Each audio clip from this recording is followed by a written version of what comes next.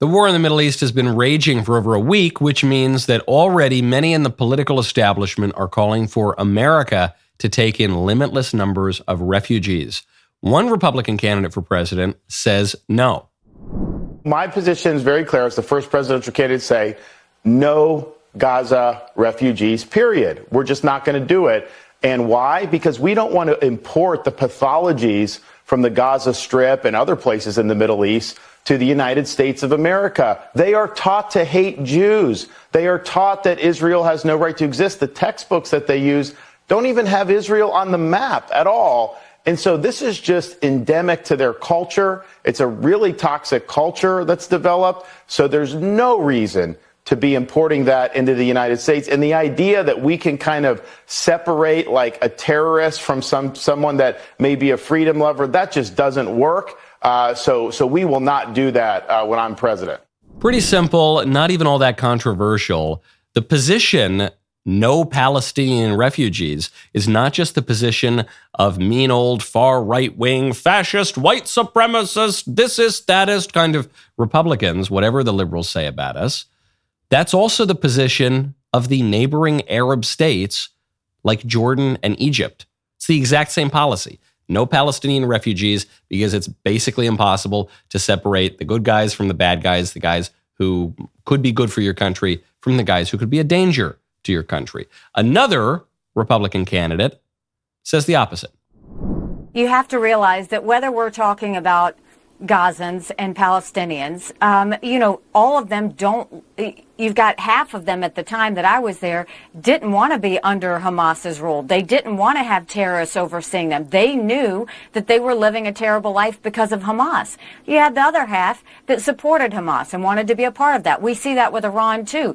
The Iranian people don't want to be under that Iranian regime. They don't. We saw what happened to Masa Amini. We saw how they treat them.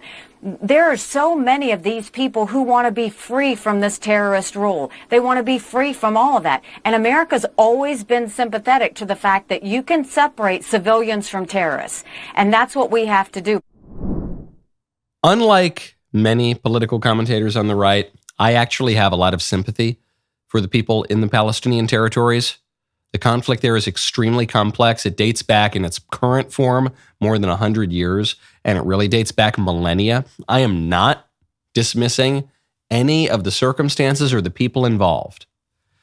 But, first of all, contrary to what we just heard, America has not always taken mass waves of migrants. America has not always said that we're going to separate the freedom lovers from the terrorists. We haven't had to deal with terrorism as a major national problem for a lot of our country's history.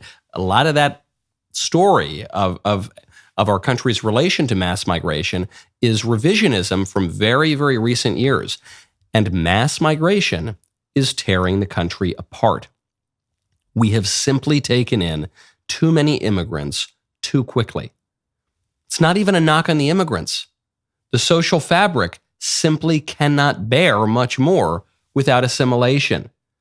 We all know that virtually none of the refugees from this or any conflict will be Western-minded Christians longing for apple pie and hot dogs on the 4th of July. The liberals pushing for mass migration will see to that. If there does happen to be one who slips through, Biden's going to say, no, keep that guy over there. We only want the refugees and the migrants least likely to assimilate. Mass migration of foreign people with foreign customs and foreign beliefs and foreign blood feuds into the United States will not solve anyone's problems. It will only import them. I'm Michael Knowles. This is the Michael Knowles Show.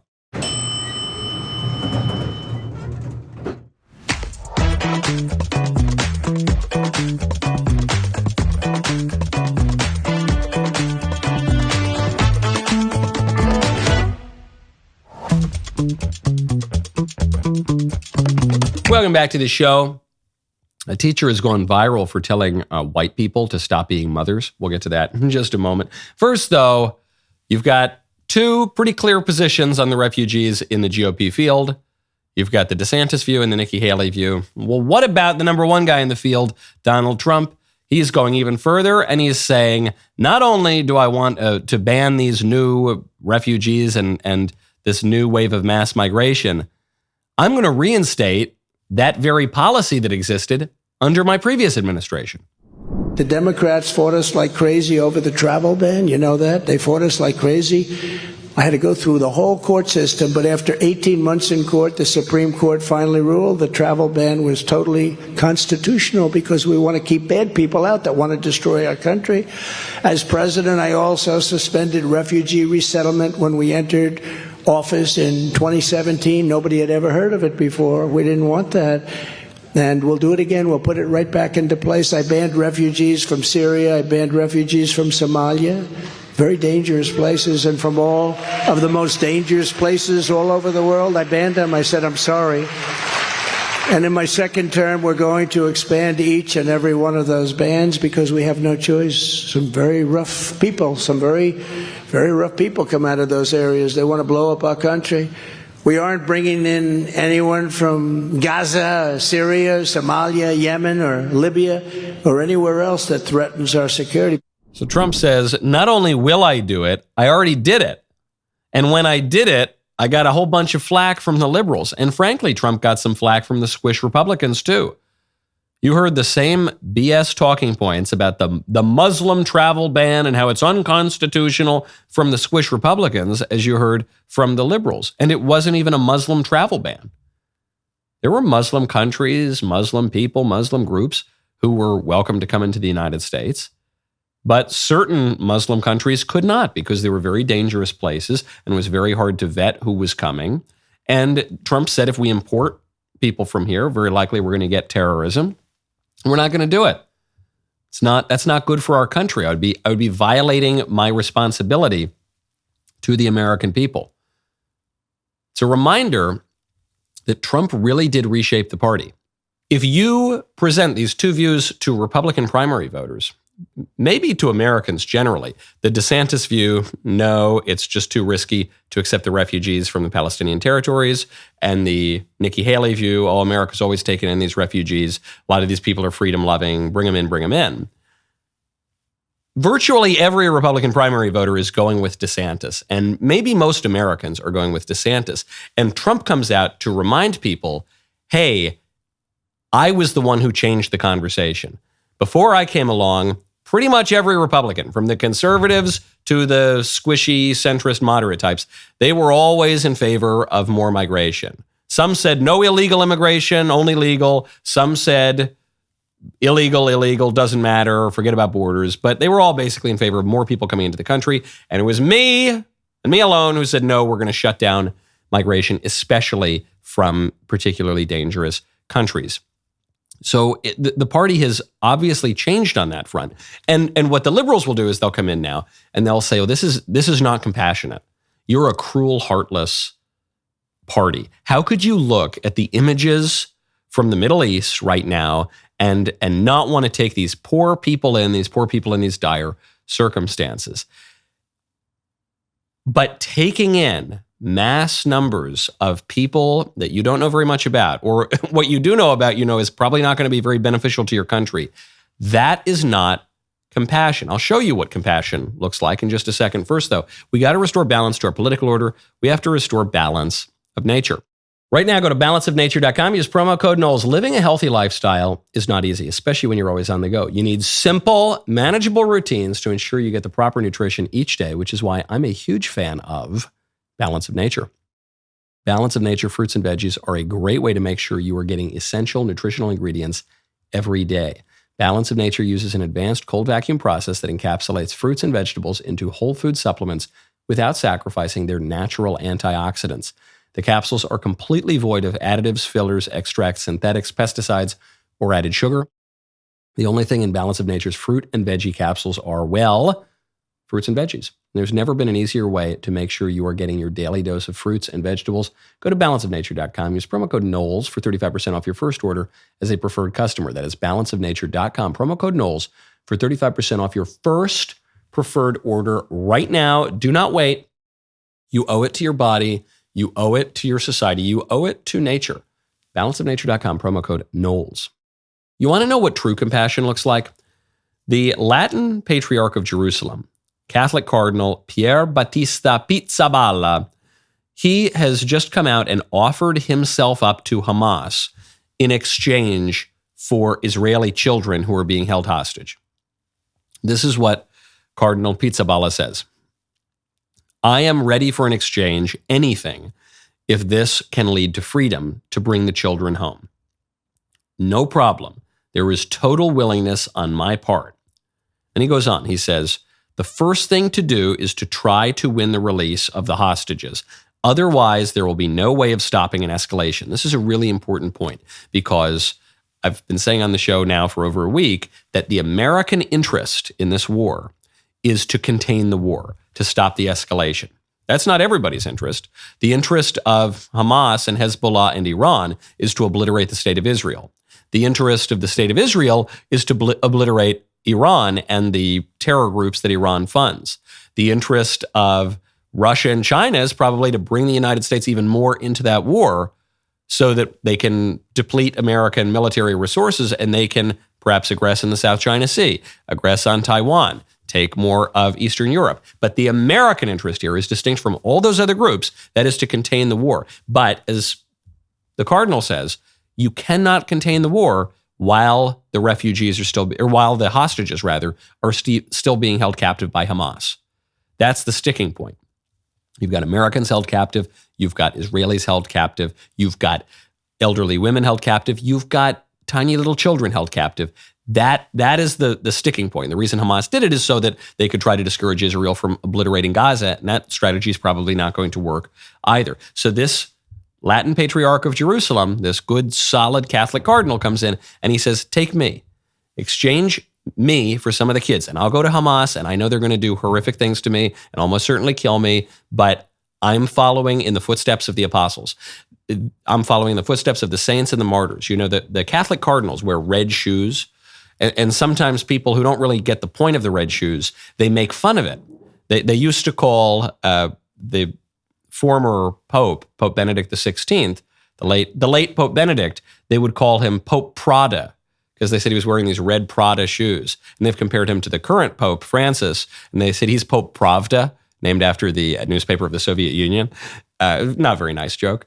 But the reason for the red shoes is because the bishops, as the successors to the apostles, are meant to be willing to walk in the footsteps of the martyrs, and those footsteps are red with blood. And that's what this cardinal is saying. That is true compassion. That is true charity. Compare that with what the liberals want to do. They just want to invite all of the refugees and the migrants to come into our country. But inviting mass waves of migrants to ghettos that you will never visit, that you elite liberals who are behind the mass migration, you will forget about live in those ghettos. You will never visit those ghettos. You will never have to deal with any of the problems caused by the mass waves of migration. Unvetted people, or people who are somewhat vetted, and we know they have views that are contrary to our own beliefs here in the United States. That's not compassionate at all. That's cruel to your fellow citizens. That's cruel to people who will feel the effects of that. That's cruel to later generations who will have to deal with the effects of a political order that's frayed because of a lack of assimilation of foreigners who've come in. You want to talk about true compassion and charity? Offer yourself up. Compassion means to suffer with somebody. Suffer with somebody. Offer yourself up.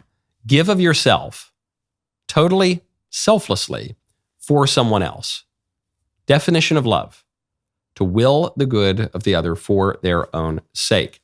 Speaking of this war, my friend Charlie Kirk just got in trouble. There are calls for Charlie to step down because Charlie, on a podcast or a radio show, apparently raised questions about whether or not Israeli intelligence had any forewarning of this horrible attack by Hamas. Charlie said something to the effect that Israeli intelligence ignored the warnings. And I don't know, that's not exactly my position on it. I try to favor conclusions from incompetence, absent firm evidence of conspiracy. But it's not that crazy an idea. It's really not that crazy an idea. The Israeli spy agency is supposed to be one of the greatest intelligence operations in the entire world. They've got every inch of Gaza under surveillance at all times. This attack was extremely elaborate. It obviously took a long time to put together. Is it possible that Hamas fooled them? It's possible, totally is. But it's not crazy to ask that question. It's certainly not anti-Semitic or whatever nonsense they're saying about Charlie. And the irony of that is Charlie is one of the biggest supporters of the state of Israel in the United States. It's ridiculous. Charlie hosts conferences to support the state of Israel. He sends hundreds of students a year to go visit the state of Israel and to develop a deep appreciation of the state of Israel. It's just such a ridiculous attack on him. And it's come from some people, some of the squishy people on the right, because they don't like that Charlie is an effective voice to get young people to support conservatism, because it's not the kind of conservatism of Mitt Romney, because it's not the kind of conservatism of the 1990s and 2000s. It's a different kind. I think it's a deeper kind of conservatism, but they'll take any cheap shot they can. So they'll say that Charlie, for raising an obvious question, is an anti-Semite or some nonsense. You know who else raised that question? It's not just the fringe, kooky, radical, conspiracy theorist, whatever.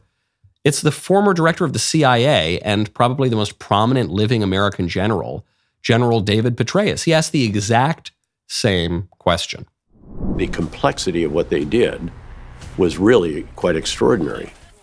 Were you surprised by the sophistication of the attack? Yes. Actually, I was more surprised that there just wasn't the awareness of what was being planned. This is a very substantial operation, and the planning of it alone would have been very considerable. But then the training and equipping and positioning of forces, then the actual conduct of it, that all of that could take place and not spark much increased military readiness is really quite stunning.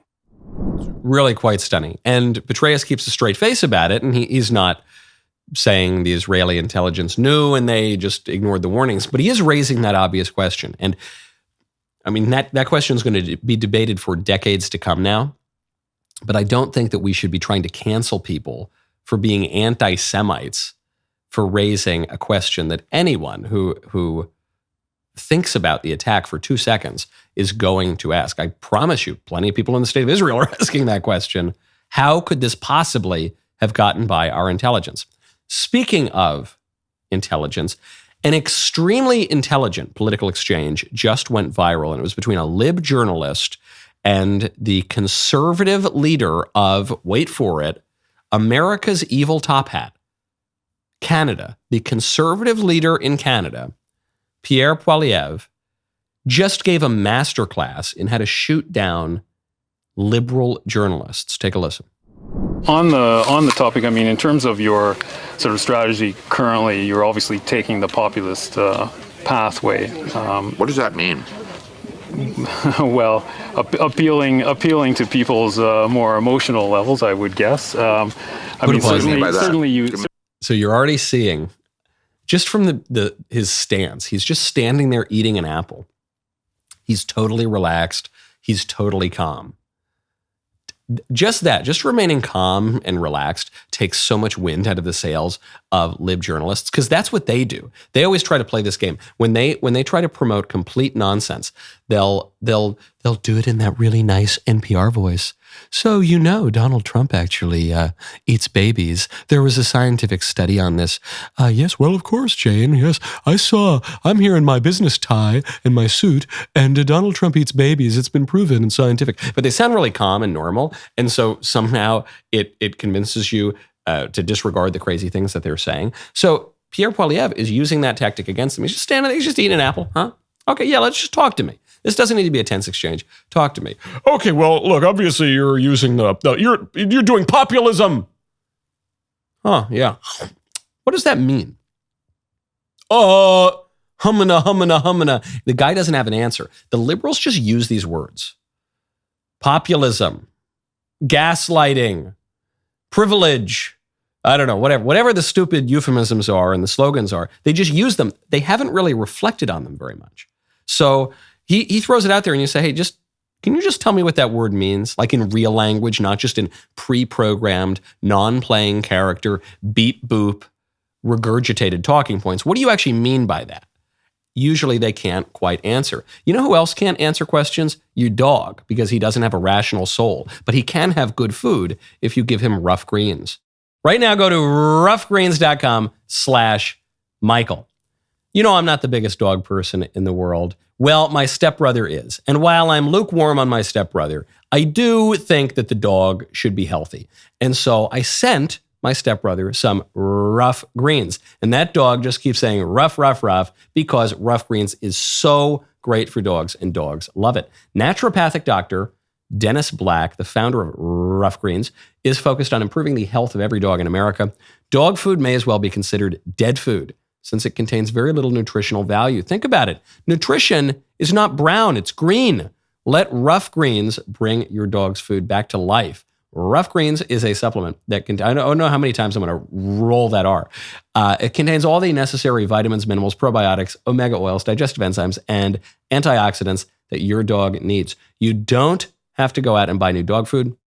Sprinkle a little Rough Greens on the food every single day. Dog owners are raving about it. It supports healthy joints, improves health, boosts energy levels, so much more. Right now, get a free Jumpstart trial bag so that your dog can try it. Get a free Jumpstart trial bag delivered straight to your door. Just a few business days. Go to roughgreens.com/Michael, RUFFgreens.com/Michael, or call 844-RUFF, RUFF123. Roughgreens.com/Michael, or call 844-RUFF123 today. Canadian Conservative leader Pierre Poilievre continues. Certainly you tap very strong ideological language quite frequently. Like what? Left wing, this and that, right wing, it's that type of ideological thing. I never really talk about left or right. Anyways, a lot of people really believe in that. Okay. A lot of people would say that you're simply taking a page out of the Donald Trump. Put a pause there. So you use this highly ideological language. What ideological language? Left and right. I don't say that. The libs will attack conservatives in public life. They will very rarely listen to conservatives in public life. I remember when Rush Limbaugh was still alive, the libs would go after him. He was public enemy number one. Not one of them had ever listened to an entire Rush Limbaugh show. Not one of them had probably ever listened to an entire Rush Limbaugh segment. They just heard little 30-second sound bites completely out of context played on MSNBC. So it'd say, you always say this, that, or the other thing. And then the conservative can say, when have I said that? I sometimes get this from the libs when I suggest that we need standards in public life. And I say we shouldn't really tolerate the crazy pride parades or the crazy whatever. Someone says, oh, here we go. We've got I thought you were a free speech defending absolutist. Huh? And now you want to curtail some speech? And I say, guys, when have I ever... You've never listened to a word I've said. I wrote an entire book about how I'm not a free speech absolutist. You have no idea what you're talking about. Oh, I thought you were a small government libertarian. I promise you I'm not. I'm for limited government, meaning I want the government to be limited to its proper role. But I'm not. You're just making stuff up. You have a caricature of a conservative in your mind, and it happens to be a caricature that is easily defeated in debate and in public life. So you want to attack that straw man. But that ain't us. That ain't Pierre Poilievre. That is not real conservatives. And so then you see this journalist start to pivot, and now he wants to pivot by tying this guy to Trump. Like which people would say that? Well, I'm sure a great many Canadians, but... Like who? I don't know who, but... Well, you're the one who asked the question, so yeah. You must know somebody. Okay. I'm sure there's some out there, but anyways... Okay, yep, pause it there. So, many people are... This is the classic liberal journo trick. Critics say... Who are the critics? Well, them. The ones who are criticizing. Yeah, who are they? You're criticizing, but you don't want to admit it. You don't want to admit that this is just an opinion column. So you have to say, well, many Canadians are saying you're just the Canadian Donald Trump. Oh, yeah? Who's saying that? I don't know. Well, you said many people are, so you got to know at least like one person, right? Well, I think someone's probably saying it. Keep going. The point of this question is, why should Canadians trust you with their vote, given, not just the sort of ideological inclination in terms of taking the page out of Donald Trump's book, but What are you also, talking about? What page? What page? Can you give me a page? Give me the page.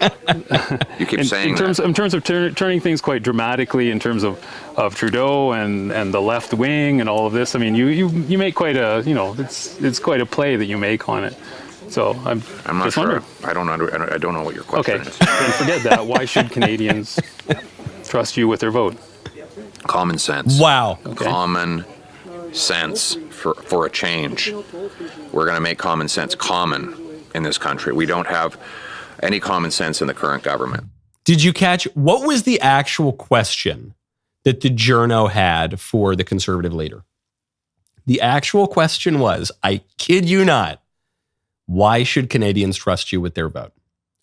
That's what it just took us 3 or 4 minutes of setup, preface, insinuation, rinse and repeat to get to the most basic question in democratic politics: why should people vote for you? And Pierre Poilievre masterfully shoots down all of it, every single bit of it, until finally it gets to, you're taking the page out of the Trump playbook. No, we just pointed out, no one's comparing me to Trump other than you. I don't even know what it means. You're accusing me of things that I haven't done. Now you're referring to, what's the page? Well, I don't know. I guess just because you do things that I don't like. And then Poilievre, he says, I just don't understand what your question is. And the guy says, well, my question is, why should people vote for you? Oh, so that's what your monologue that opened up the question, which is, you're terrible, I hate you, you're stupid, you're a populist, you're evil, you're Donald Trump, you're bad, you're emotional, you're unreasonable, you're this, you're that. Wait, what? You have a question? Oh yeah, why should people vote for you? That's how you do it, folks. That is how you do it. I cue it up so often. We don't have it queued up for the show today. The exchange on It's Always Sunny in Philadelphia between the actual lawyer and Charlie Day, who's pretending to be a lawyer. That's what you just saw here. Just the stammering, the humana, the no answer for anything. That's what, if you just calmly object to the premises of the liberals, calmly state your own argument and don't take the bait, they got nothing. And speaking of teaching people things, there's a teacher who's just gone viral for telling white people to stop encouraging their daughters to be mothers. This is a special PSA for anyone who's raising a white daughter. Please stop gassing your white daughters up to be mothers. Stop telling them that it is their destiny and their birthright to one day be a mother, or they will one day be a parent. If they want to, cool, but stop making them feel like that's their birthright, because they often grow up feeling entitled to children. And if they can't have their own children, they will be entitled to take someone else's child. Regardless of ethics or morals, they feel obligated. It is their responsibility to make their family complete. Men started this. Men started telling women that it is their destiny and their birthright to be mothers, and that's the only niche they have in life, denied education. Okay, so this guy is giving his monologue here in front of the gay BLM flag. So it's not just the regular gay flag, it's like the super duper extremist terrorist BLM flag, or gay flag rather, and BLM flag and flag. It's just all mushed up into one. And kind of looks like a Palestinian flag too, actually, because it's got the little triangle coming in on the, anyway. You know that this guy is coming from a far left position, but what's amazing is he hits two seemingly unrelated far left points here. The first one is, women aren't supposed to be mothers. No, there's no purpose to life. There are no things that we are called to do by virtue of our sex and by virtue of our humanity and being made in the image and likeness of God and having a charge to be fruitful and multiply. No, that's not. The point of life is just do whatever you want, which is also implied by the flag behind him. But you can't quite get why. Why is it that he's telling white women not to want to be mothers? Oh, because they sometimes then, if they cannot have biological children, adopt non-white babies. What this guy's saying is that he would rather non-white children be orphans than be raised by white people. That's how much that guy hates white people, that he would rather black and Hispanic and Asian and whatever other kind of children be orphans, raised in an orphanage, be killed through abortion perhaps, be left on the streets, than have to be raised by white people. And he says it's just terrible. The entitlement of these white people. What entitlement? To take an orphan into their homes and raise them and invest money and time and care and their lives into these kids? Yeah, that compassion, that charity, that's really evil and selfish. As always, leftism is not just a little bit perverted. It's a total inversion of reality. And it's an inversion, we see this especially, of Christian faith. Christianity says there is neither Jew nor Greek, nor slave nor free, nor man nor woman, but all are one in Christ Jesus. This guy says it is a fate worse than death for a black person to be raised by a white family. The Christian faith says be selfless, give of yourself, just take in the orphan. Okay. The liberals say no, it would be, that's actually selfish somehow. How does someone who holds those views, who's come to that conclusion, how do they get through their day? Their view of reality is so totally skewed. It's so off. How do they manage to not just spend their day walking into walls and falling into ditches? Now, speaking of kids, really great news while I was away. I was supposed to be away for a lot of this week. There were some snafus on my international travel, which maybe we'll get to in a little bit. Maybe I'll tell you in a few weeks. But anyway, I'm back here. That's the bright side. I get to speak with all of you in the membrum segmentum avec le crème de la crème. But the one day that I missed was the announcement of Bentkey, which is the DailyWire kids entertainment offering. And I was following it. I'm kind of checking my phone. I sent out some tweets. I've known about this project, obviously, for years at this point. This is a project years in the making. And then I checked out the little sizzle. Hi, you made it. Oh, hello. Wanna play? I've seen enough. These two are ready. Ready or not, here we go. Please keep your arms and legs inside the cart at all times. Hurry up, the party is starting soon. Yeah! Follow me! Where is he going? We're going on a treasure hunt. We're exploring the wild blue yonder! It's Chilla time! Pretty incredible. It's unbelievable. Whether big or little or big, we all have fabulous adventures together. Wow! It's time to head off for adventure. Look around you. All we need is a bit of music. Drum solo! Imagine this. All I see is adventure.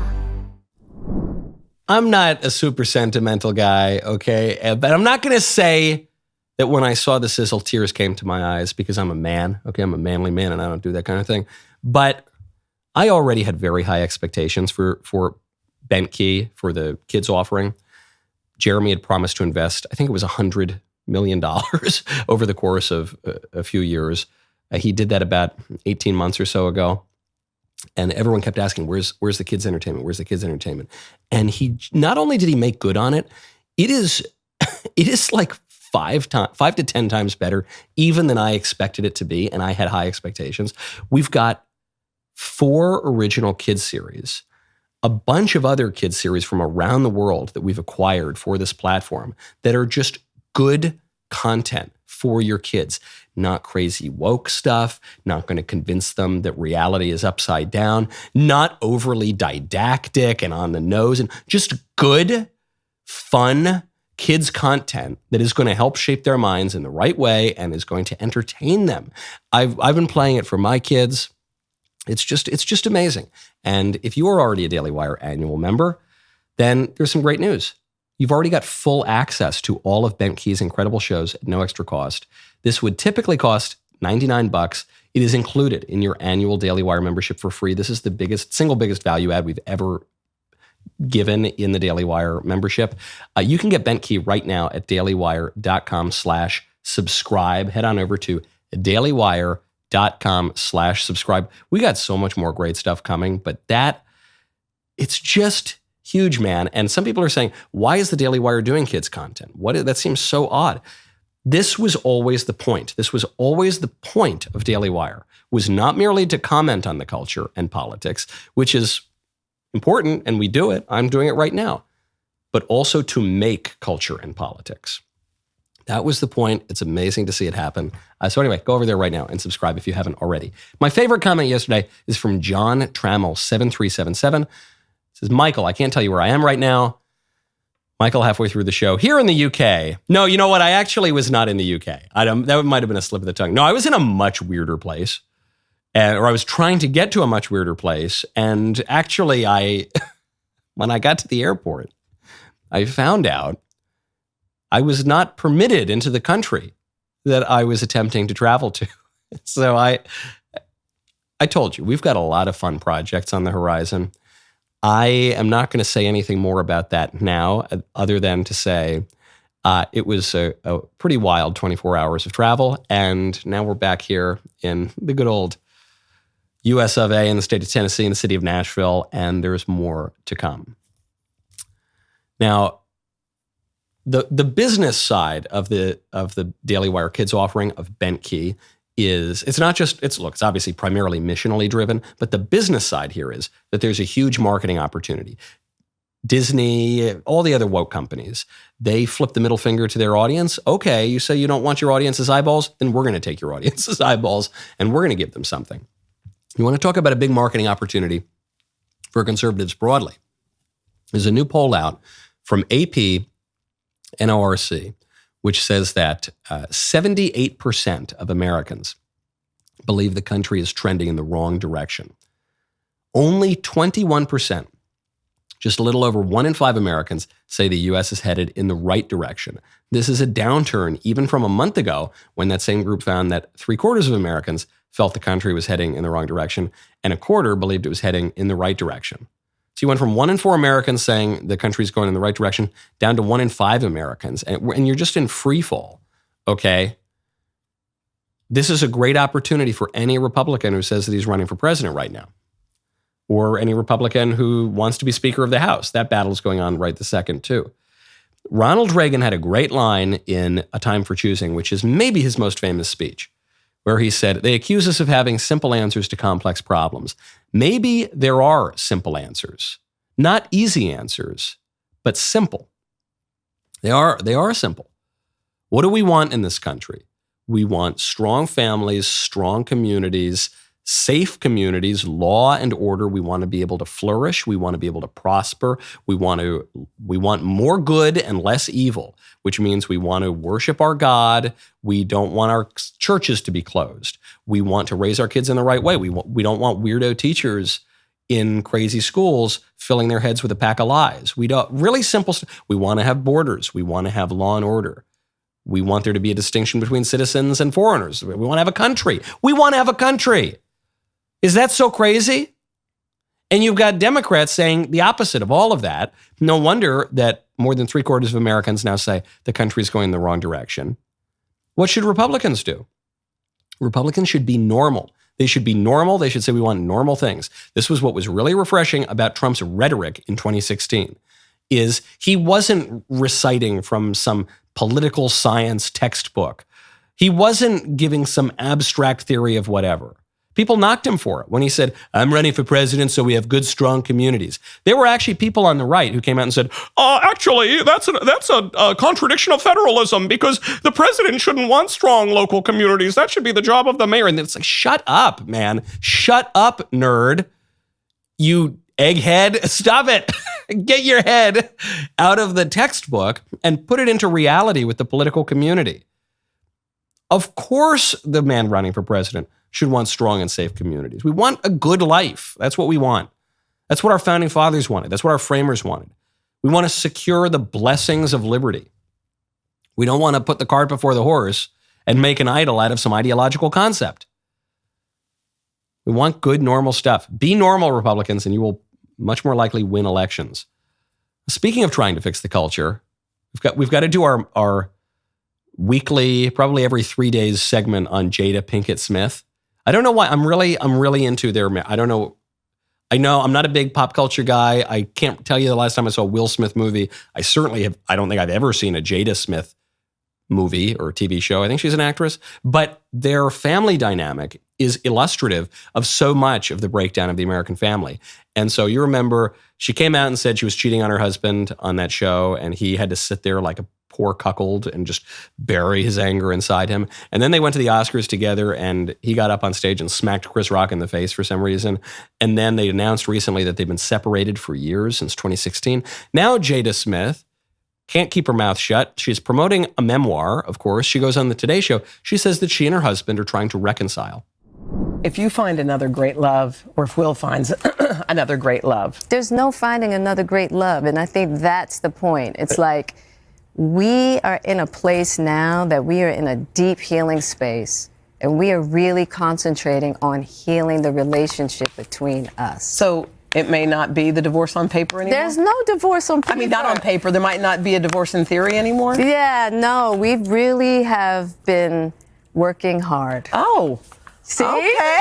Well, I didn't know that. We might get... I was trying to take... Well, I totally missed that on the whole... That's the whole thing. So wait, just so I'm 100% clear. You were divorced, not on paper, but now we might be at a point where we're back together. We are working very hard at bringing our relationship together. Back to a marriage again. Back to a life partnership. Yes. Okay. I think this is a good thing. I think. There are a lot of people who, when Jada Smith said, I cheated on my husband, or when he went up and smacked Chris Rock, or any of the other just terrible things that have happened in their marriage, who said, man, he's got to leave her because she seems crazy. And she does seem crazy. But I don't think that they should get divorced. I might be the one man in America. I'm one of 3 people in America. It's me, Will Smith, and Jada Pinkett Smith, who don't think that Will and Jada should get divorced. I oppose divorce in all circumstances. I don't think it's even really a possibility, because I think what God has joined, no man really ultimately can separate.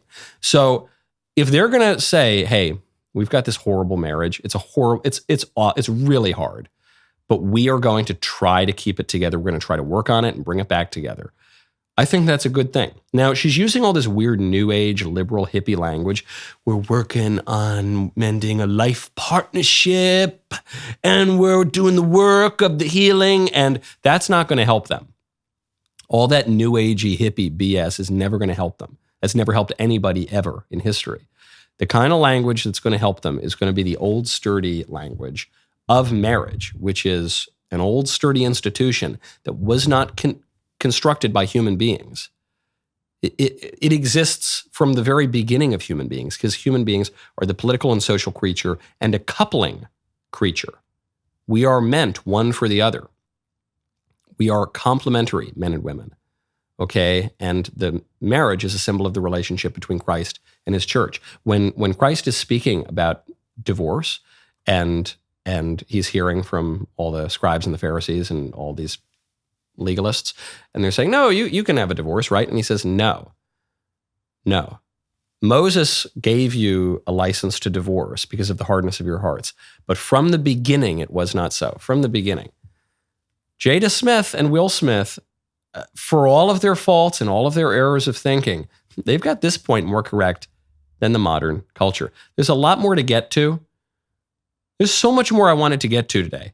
Deep fake porn, a Palestinian pizza shop, and the Tim Scott presidential campaign. And we just don't have time, because we got to get to a friend of mine. This guy and I go back over 10 years. We will get to those things hopefully later in the week. It is time for the Membrum Segmentum. Avec la crème de la crème. These people who I have missed for over 24 hours now. The show continues now. You do not want to miss it. Become a member. Use code Knowles, KNWLES, at checkout for 2 months free on all annual plans.